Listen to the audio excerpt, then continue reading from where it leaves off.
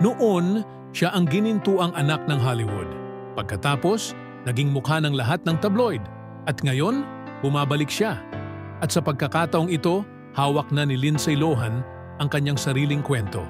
Bago tayo magsimula, ito nga pala si Only in the Philippines TV.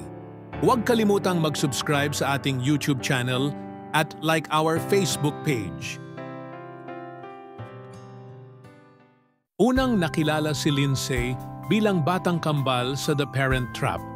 Pagdating ng 18, ang Mean Girls ang nagpatibay sa kanya bilang pop culture icon.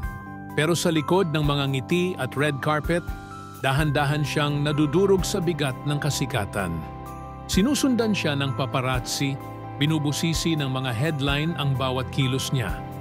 At ang media, mas interesado sa kanyang pagbagsak kaysa sa kanyang talento. Pagsapit ng kalagitnaan ng kanyang 20 taon, naging babala si Lindsay, isang halimbawa ng kung paano winawasak ng kasikatan ang sarili nitong mga bituin. Ngunit dito na nagbago ang lahat.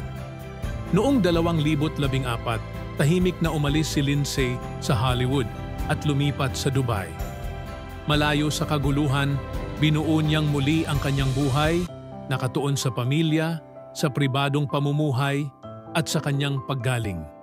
At habang nagsisimulang magsuri ang mundo kung paano tinrato noon ang mga batang babaeng celebrity, ang nakaraan ni Lindsay ay hindi na mukhang iskandalo, kundi kwento ng kaligtasan. Ngayong 2025, bumalik na si Lindsay Lohan sa malaking screen sa Freakier Friday, ang sequel na hinintay ng 22 taon. Ayon sa mga kritiko, ito'y puno ng puso, nakakatawa at malalim.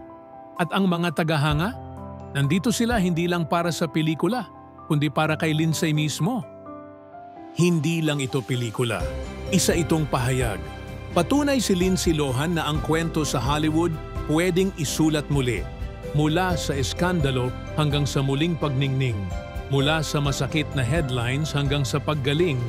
Ang pagbabalik ni Lindsay ay hindi lang tungkol sa pag-arte ulit. Ito'y tungkol sa pagkakaroon ng kontrol sa sariling kwento. At marahil, paalala ito na gaano man kalalim ang pagbagsak, may pagkakataon ka pa ring bumangon. Maraming salamat sa panonood at huwag kalimutang mag-subscribe sa ating YouTube channel.